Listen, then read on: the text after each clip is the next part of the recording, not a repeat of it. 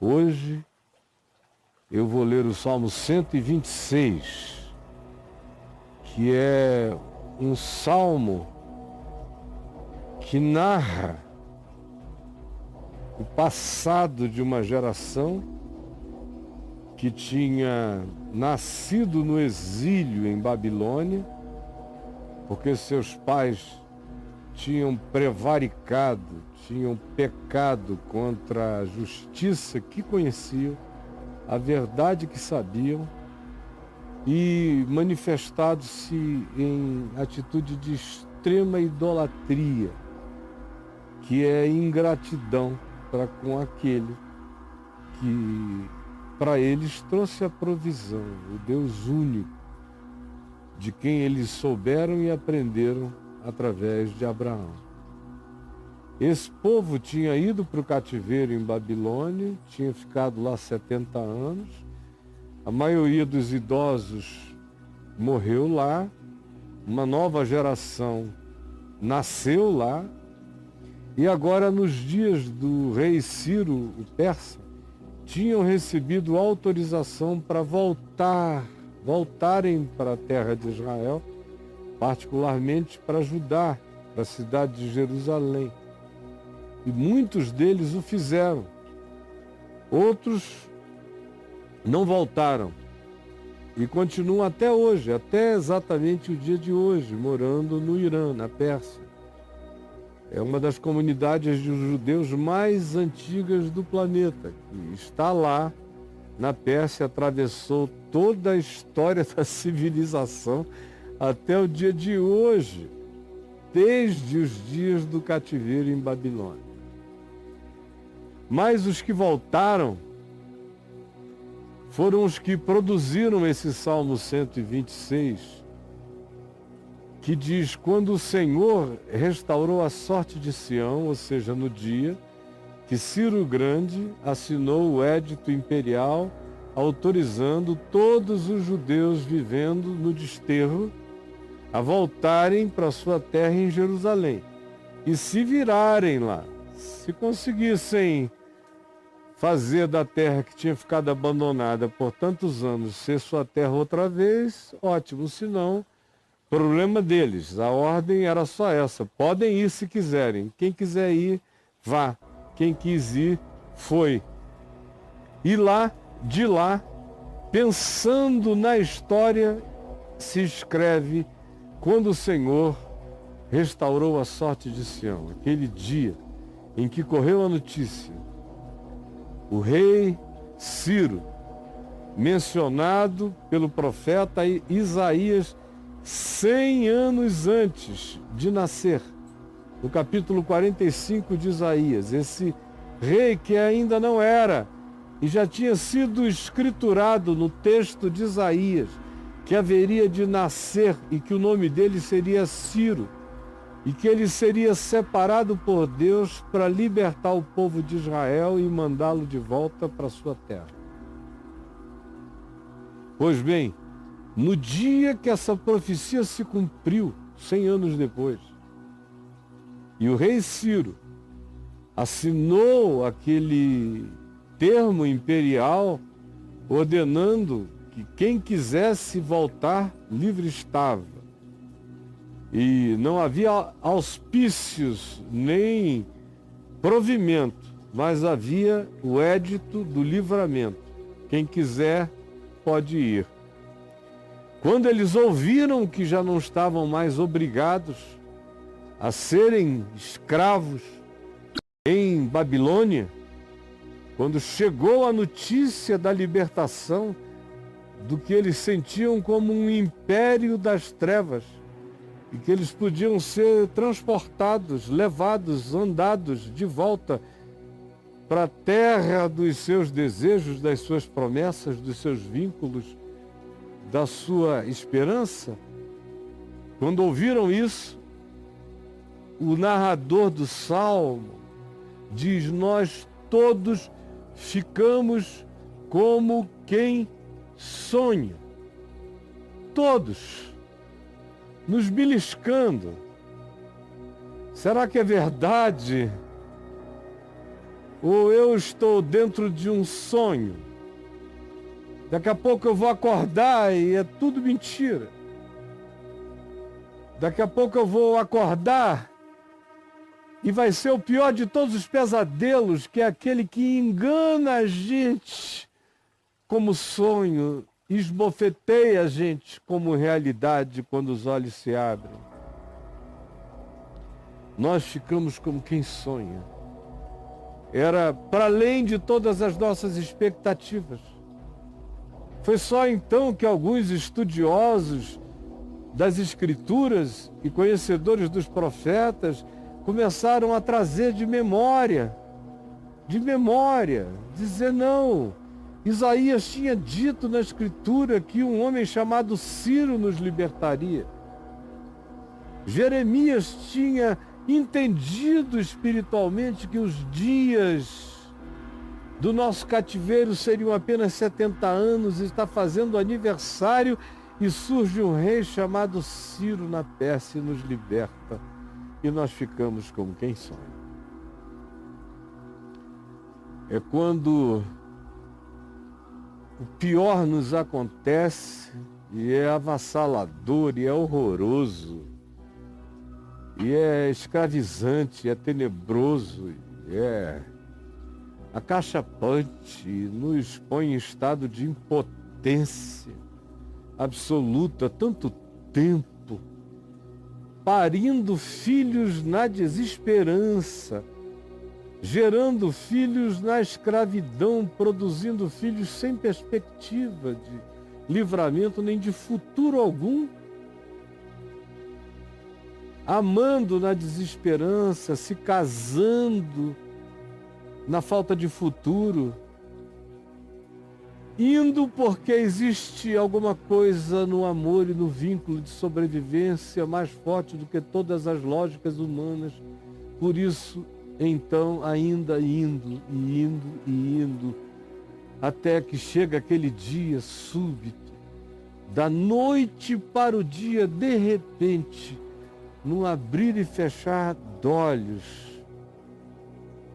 eles acordam e em todas as colunas do império, em todas as muralhas, em todos os lugares de entrada da grande cidade, estava escrito: os judeus estão livres, estão libertos pelo imperador Ciro, para voltarem para sua terra, para recomeçarem as suas vidas. E nós, diz o escritor, testemunhador dessa hora, desse momento, dessa existencialidade, nós ficamos como quem sonha. E o coração grato fala, o coração grato compõe, o coração grato expressa, o coração grato declara, o coração grato manifesta, o coração grato não sabe se esconder, o coração grato não sabe não dizer, mesmo que seja só com os olhos, num gritar de brilho, que está feliz, está feliz. Por isso, então, como quem sonha, com toda a gratidão daquele livramento inacreditável, a nossa boca se encheu de riso, não dava para esconder os dentes, o coração feliz não consegue esconder nem a banguelice, quanto mais os dentes. A nossa boca ficou enorme de riso, grato. E a nossa língua se encheu de júbilo, de declaração feliz, de positividade. Foi isso que aconteceu quando nós vimos o milagre. E o nosso coração se alegrou com aquela visitação, com aquilo que chegou para além de toda e qualquer expectação, que chegou contra a própria esperança e venceu o nosso desalento. a nossa boca se encheu de riso e a nossa língua de júbilo. Então, os amigos, os vizinhos, as pessoas à volta que estavam vendo como nós tínhamos sido tirados do coisa nenhuma e trazidos de repente para um estado de libertação, de vida, de sobrevida, de perspectiva. Então, entre esses, as nações, os povos, os amigos, qualquer um que tivesse olhos para ver, dizia: grandes coisas o Senhor tem feito por eles. Eles têm sido objeto do amor, do cuidado, da proteção, da bondade de Deus, através de Ciro, que trouxe a eles essa súbita libertação, a troco de nada, sem preço, sem sangue, sem barganhas, de graça. Até os vizinhos sabiam, declaravam e notavam e afirmavam que bênção trouxe Deus sobre eles. Na realidade, o indivíduo agora fala, chamando para hoje, para agora, para esse instante, para esse momento, já não mais como passado, mas como presente. Eu digo, com efeito, efetivamente, realmente, historicamente, concretamente, de modo palpável, grandes coisas fez o Senhor por nós. Grandes coisas fez o Senhor por nós. Grandes coisas fez o Senhor por nós. Por isso, nós estamos alegres, porque é blasfêmia quando a gente é visitado por tanta bondade de Deus e o coração não se enche de gratidão alegre e feliz. É perversidade, é blasfêmia contra a graça que se derrama para além de toda medida e compreensão, desmedidamente em nosso favor. Por isso, a única coisa saudável, a única coisa saudável quando a gente tem memória de tanta misericórdia é efetivamente confirmar que grandes coisas o Senhor tem feito por nós, que a sua misericórdia dura para sempre, que elas se renovam todas as manhãs e que a sua misericórdia triunfa sobre o juízo e, no fim, a misericórdia vence a condenação, o juízo. Com efeito, grandes coisas fez o Senhor por nós. Por isso estamos alegres. E então, ele olha em volta de si e vê os muros caídos, as casas derribadas, as terras cobertas de cinza, os antigos pomares queimados até as raízes, uma terra seca, desolada, sem formosura, sem renovos, uma terra que carregava ainda os ecos do juízo, da miséria, da desolação, da ingratidão. Mas ele olha em volta e toma fôlego na misericórdia de Deus, que os tirara daquele cativeiro e os trouxera subitamente à sua terra, sua casa. Ele toma alento na bondade de Deus e diz: restaura, Senhor, a nossa sorte. Agora nós temos que refazer tudo, recomeçar tudo, dar-nos força para recuperar, para ganhar de novo aquilo que perdemos. Dá-nos força. E não só dá-nos força para fazermos a nossa parte, mas opera o teu milagre, apressa as soluções. Apressa as soluções, Senhor. Como tu fazes acontecer quando chove no norte de Israel e as águas descem todas do norte para o sul e invadem o deserto do Negueb, nos grandes vades, nos rios invernais, e de repente, da noite para o dia, o Negueb vira um jardim de flores amarelas, vermelhas, roxas, brancas e de todos os tons, um engano aos sentidos. O que antes era só pedra e terra, agora se colore de ponta a ponta, restaura a nossa sorte. Tu que nos tiraste do cativeiro, just like that, como quem sonha, nós vimos a porta se abrir, as muralhas e os ferrolhos de bronze se quebrarem, e tu nos pusestes livres e nos trouxeste para este lugar, e aqui estamos. Agora restaura nossa sorte, dá-nos força para trabalhar e derrama a tua bênção para além do nosso trabalho e faze com que no milagre os tempos se acelerem e nós não precisemos gastar tanto tempo para sermos outra vez restaurados por causa dos erros que cometemos. E a decisão que nós tomamos é uma só. Nós vamos fazer a nossa parte com todo o nosso coração.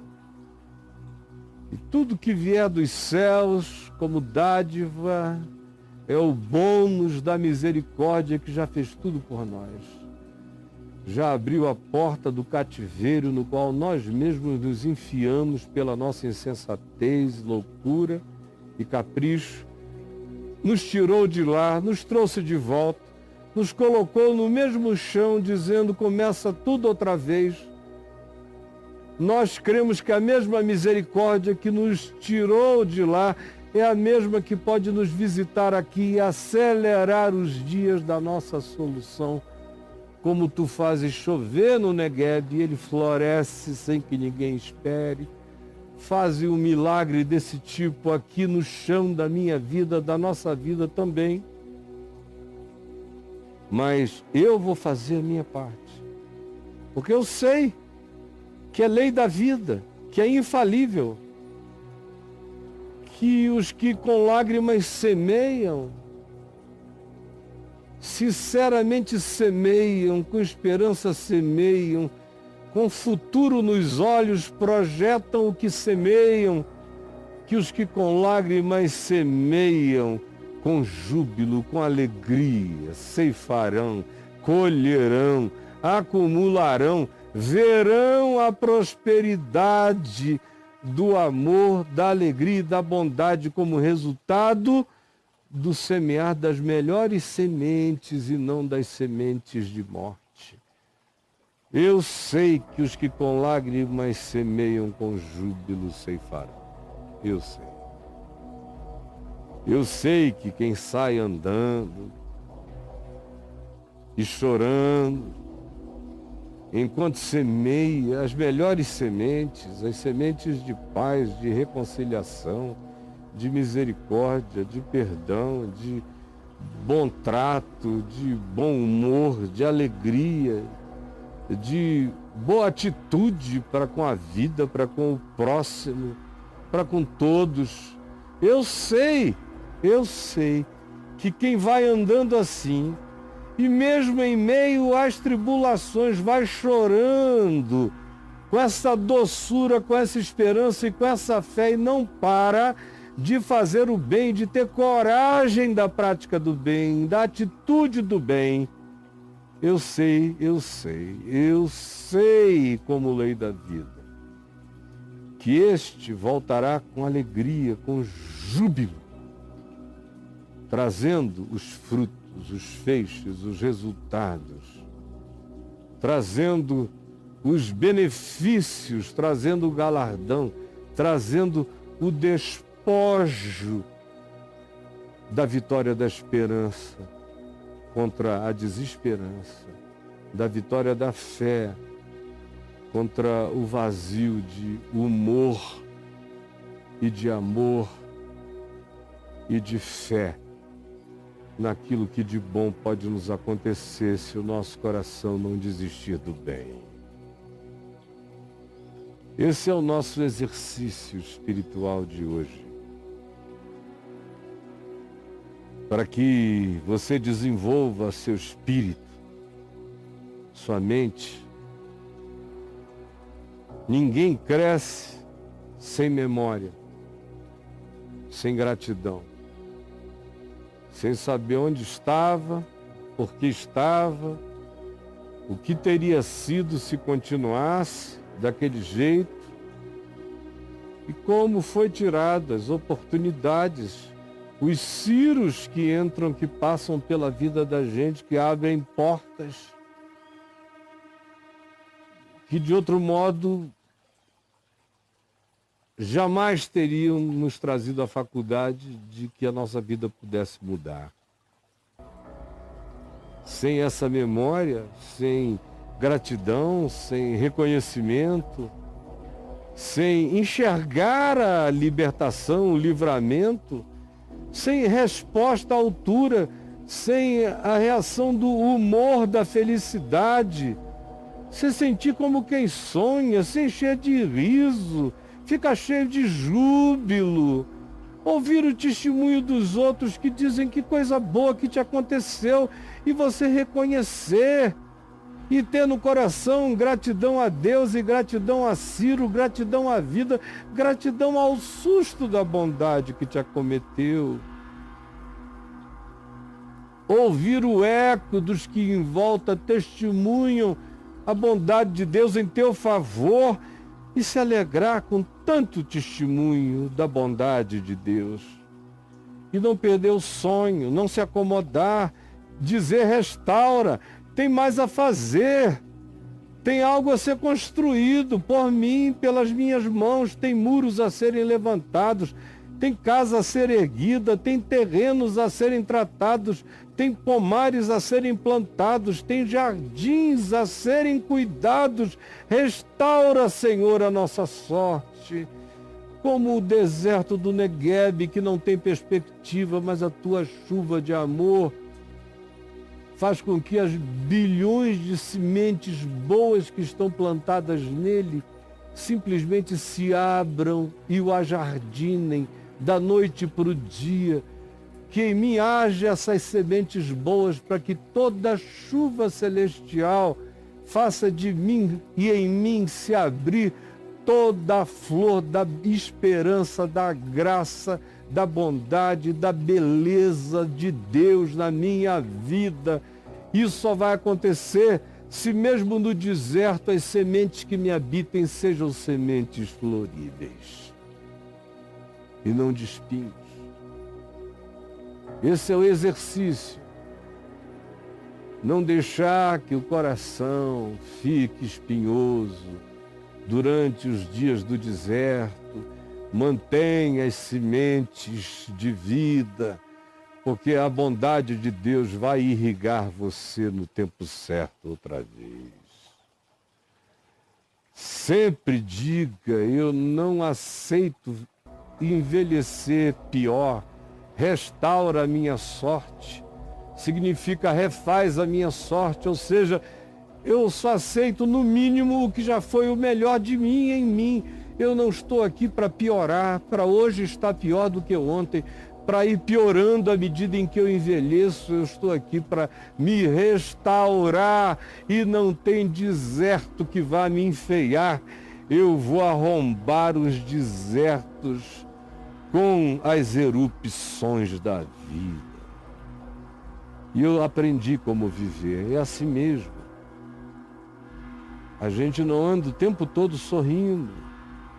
Tem que pegar na enxada, tem que pegar no arado. Tem que derramar lágrimas enquanto semeia a boa semente. é cansativo, é penoso, é pesado, é difícil, é duro. É assim mesmo. Mas semeie o que é bom, porque você vai voltar e vai ver que tudo que você semeou floresceu, se você perseverar. E você vai colher o que você plantou. E se você plantou é bom, você vai colher o que é bom.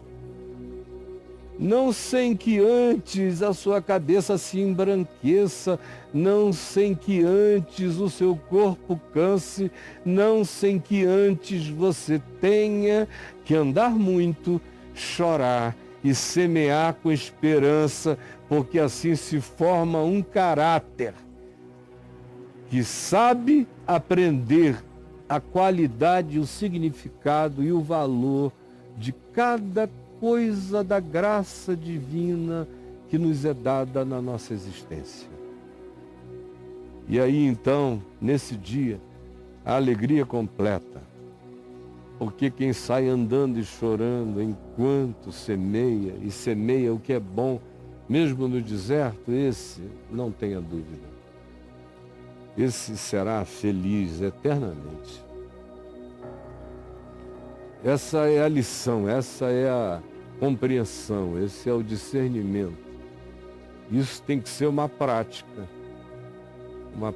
que melhora a gente, uma prática que dá inteligência espiritual, uma prática que ajuda você a enfrentar a tribulação, a vencê-la, a passar por ela, a todo dia começar outra vez, semear outra vez, plantar outra vez, regar outra vez, chorar outra vez, prosseguir sempre, não desistir nunca, não aceitar nada que seja pior como padrão para a minha vida. Na minha vida, no mínimo, o melhor que eu já vivi. Eu me nego e determino que eu vou morrer maravilhoso, que eu vou ficar cada dia melhor à medida em que eu envelhecer, em nome de Jesus. Eu não estou nesse mundo para ter memórias de que os melhores momentos da minha vida foram em algum tempo no passado. O melhor dia da minha vida é hoje. Eu amanheci com as melhores decisões. Por isso, hoje é o melhor dia. E eu vou vivê-lo para semear as melhores sementes de vida. É minha decisão.